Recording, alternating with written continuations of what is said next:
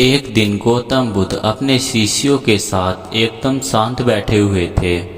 उन्हें इस प्रकार बैठे हुए देख उनके शिष्य चिंतित हुए कि कहीं वे अस्वस्थ तो नहीं। एक शिष्य ने उनसे पूछा कि आज वह मौन क्यों बैठे हैं, क्या शिष्यों से कोई गलती हुई है। इसी बीच एक अन्य शिष्य ने पूछा कि क्या वह अस्वस्थ हैं, पर बुद्ध मौन रहे। तभी कुछ दूर खड़ा व्यक्ति जोर से चिल्लाया, आज मुझे सभा में बैठने की अनुमति क्यों नहीं दी गई है।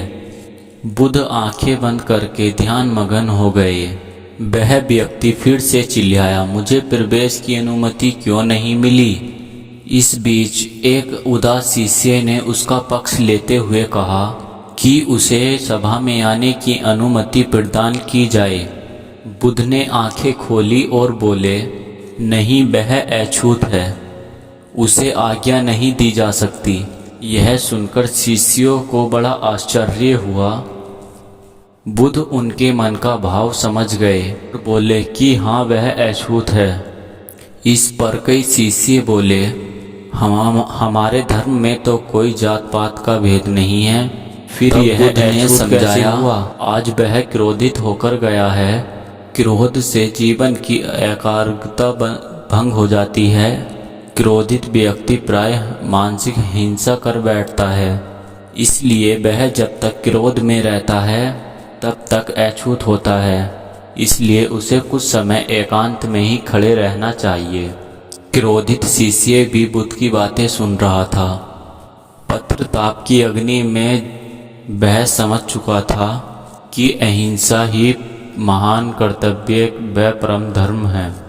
वह बुद्ध के चरणों में गिर पड़ा और फिर कभी ना क्रोध ना करने की शपथ ली।